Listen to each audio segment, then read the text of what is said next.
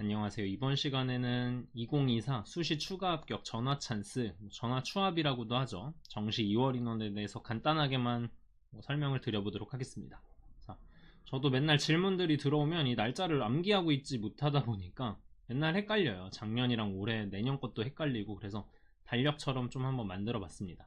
자, 지금 수시 추가 합격 말고 최초 합격한 학생들 등록이 마감 날짜가 다가오죠. 그래서 학생들이 이렇게 고민을 많이 해요. 수험생 커뮤니티도 그렇고 연락을 해서 두 개 학교 중에 어디 갈까요? 이런 얘기를 하면서 많이들 고르고 있죠. 근데 이제 학교별로 일정이 상이에요. 더 일찍 마감하는 곳들도 있고 뭐 예치금을 넣어야 하는 곳들 아니면 그냥 서류상으로만 문서 등록하는 경우도 있고요. 상이합니다. 그 다음에 이제 22일부터 조기 발표하는 곳도 있는데 기본적으로는 12월 22일이라고 보시면 돼요. 추가 합격자 발표가 시작됩니다. 보통 1차 추가 합격 인원 자체는 그동안 쌓여 있었으니까 많거든요. 이동이 많으니까 홈페이지 통해서 그냥 일괄적으로 번호를 다 공개를 하는데 이제 학교마다 다릅니다. 그래서 몇 회차까지는 그냥 일괄 공지하는 경우도 있고 그 이유는 이제 이게 한 번에 크게 할 수 없으니까 다급하기도 하고 전화로 이제 일일이 개별 연락을 돌리게 돼요. 요거는 한양대 입학처에서 가져온 건데 본인이 지원한 그 다음에 대기를 기다리고 있는 학교들은 직접 입학처 들어가서 보시는 걸 추천을 드리고요. 그래서 이 전화 연락을 피말리는 전화 찬스, 전화 추합 이런 식으로 이야기들을 많이 하시죠. 그래서 이제 요 22일부터 쭉 이루어집니다. 이것도 이제 학교마다 일정은 상이한데 이러한 정보 있잖아요. 어디서 빠지는지 또 앞으로 몇 명이나 빠질지 고민 중인지 이런 정보는 아무래도 수만이라고 수험생 커뮤니티가 있는데 여기 유저가 제일 많은 편이에요.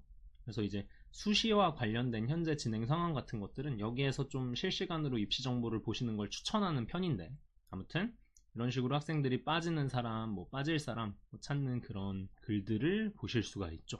자, 다음으로 그래서 27일부터 보통 학교별로 상이하다고 말씀드렸죠. 근데 이제 전화를 시작하게 됩니다. 마감하는 날짜도 다 달라요. 학교마다 더 일찍 마감하는 곳도 있고요. 뭐 6시까지 꽉 채워서 하는 곳들도 있고요. 근데 이제 이땐 학교에서 연락을 하다 보니까 지방분들은 이제 뭐 공의로 전화 오면 안 받는 분들도 계신데 이때는 벨소리 켜두시고 이제 해당 입학처 뭐 다른 데서 걸려오는 전화들 다 받으시는 게 당연히 맞죠. 근데 이제 뭐 알바를 하시는 분들도 있고 전화를 부득이하게 바로 받지 못하는 경우들도 있을 거예요. 그래서 안 받는다고 해서 바로 떨어뜨리고 다음 사람한테 연락하고 그런 건 절대 아닙니다. 대신에 이제 본인이 만약에 안 받는 경우 이걸 이 다음 사람한테 연락해야 돼 말아야 돼 이런 고민을 하다 보니까 다음 순번 연락이 늦어지게 돼요. 그래서 이제 부재중 전화가 찍혀 있거나 그러면은 빨리 이제 학교에 연락해서 저 거기 그냥 등록 안 할 거예요 이런 연락들을 해주기를 많은 분들이 기다리고 있죠.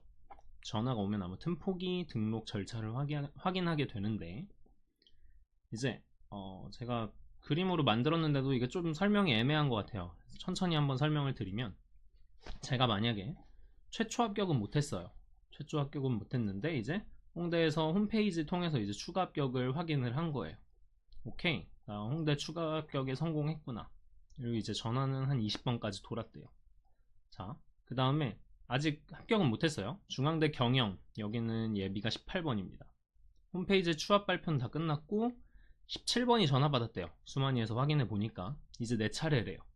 그래서 이제 핸드폰만 붙잡고 기다리고 있는데 전화 추합 연락이 온 거예요. 이제 그러면 아주 기쁘겠죠? 아주 기쁜데 여기에서 이제 좀 중요한 문제가 생깁니다. 만약에 아직 등록은 하지 않는 상태예요. 등록은 이제 다음에도 할 수 있는 거니까. 그래서 홍익대에 전화해서 나 홍익대 등록 안 해요 라고 이야기를 하면 홍익대에서 얘 등록 안 하는구나 하고 21번한테 전화를 하기 시작합니다. 근데 이제 중앙대에 심취한 나머지 이제 뭐 자랑 글도 올리고 주변에 연락하고 뭐 선생님한테도 전화하고 이러다 보면은 가만히 있다가 홍익대 등록 안 하면 이제 그냥 20번까지 돌고 끝나는 거죠. 못 뽑은 인원은 그만큼 그냥 정시 2월이 되는 거예요. 네. 어떤 내용인지는 대략 아셨을 거고요. 그래서 이제 요 시기가 조금 피말립니다. 그래서 수시러들은, 그러니까 수시 대기를 기다리시는 분들은 빨리 연락 돌려라. 너 합격 많이 했으면 미리미리 연락도 돌리고 한 명이라도 뒤에 사람 더 구제해줘야 되는 거 아니냐, 간절한 마음으로. 근데 이제 또 정시러들의 입장은 이렇죠. 만약에 그 추합 다 안 돌면 정시 인원이 늘어나는데 내 합격 확률이 더 늘어나는 게 아닐까? 그래서 이제 뭐 입학처 직원들 일하지 마라 이런 식으로 생각을 하시는 분들도 있고요. 뭐 그래서 둘이 좀 피터지게 싸우는 경우들이 있는데 이건 뭐 처해 있는 상황이 다르다 보니까 누구 편을 들어주기가 조금 어렵습니다. 아무튼 그래서 이제 뭐 그런 전화 추합 피말리는 순간이 마무리가 되면은 12월 29일 미등록 충원이 마감된다. 4년제고요. 자, 여기까지가 수시러들의 일정이었습니다. 그럼 이제 정시러들의 일정을 좀 한번 살펴보도록 할게요. 자, 보통 12월 29일에 이렇게 미등록 충원 인원이 마감이 되면은 이제 정시 2월 인원을 발표를 하게 되는데 홈페이지에 당일에 이제 일도 많았고 다른 업무들도 처리해야 되다 보니까 올리지 않고 퇴근하시는 경우들이 있어요. 올리는 경우도 있지만 그러면 이제 그 다음날 일을 해야 하는데 그 다음날 공교롭게도 30일 토요일입니다. 박천은 교직원분들은 쉬시는 날이에요 보통. 그 다음날도 일요일, 그 다음에 오케이 그럼 월요일 날 일해야지. 근데 1월 1일이라 또 쉬어요. 당연히 안 쉬는 분들도 계실 수 있죠. 이게 중요하다고 판단을 해서.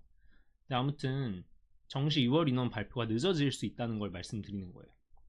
그러면 이제 1월 2일에는 그래도 적어도 많이들 다 발표를 하겠죠. 발표해야죠. 원서 접수 전날인데.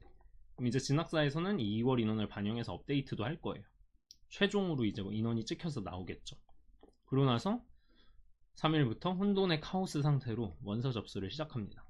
뭐 표현을 굳이 과장해서 혼돈이라고 해놨는데 뭐 딱히 신경 쓰지 않으시는 분들도 많아요. 이런 2월 인원에 대해서. 진학사에서는 합격 예측 리포트가 멈추게 되고 뭐 실시간으로 볼 수 있는 화면이 따로 있기는 하지만 아무튼 그래서 이런 상황에서는 어떤 현상이 벌어지냐면 예를 들어 하나를 가져왔어요. 시립대 예시입니다. 그러니까 정시 2월 인원 발생하면 어떤 식으로 되는지. 자, 시립대 정시 모집 요강을 보면 융합전공학부라고 별표 딱 있어요. 이름도 너무 깁니다. 뭐뭐 전공, 뭐학, 뭐뭐 전공 다 0명 모집이에요. 근데 이 별표 아래에 뭐라고 적혀 있냐면 요 학과들은 수시 2월 인원 나오면 그때 모집한다 이런 식으로 되어 있어요. 그래서 작년 어디가 입결을 보면은 딱 한 곳 있어요. 융합전공학부, 도시사회학, 국제도시개발학 전공 2명 모집 경쟁률 나와 있고 입결은 나오지도 않아요. 이런 학과들은. 왜냐면 소수 모집단이니까. 네.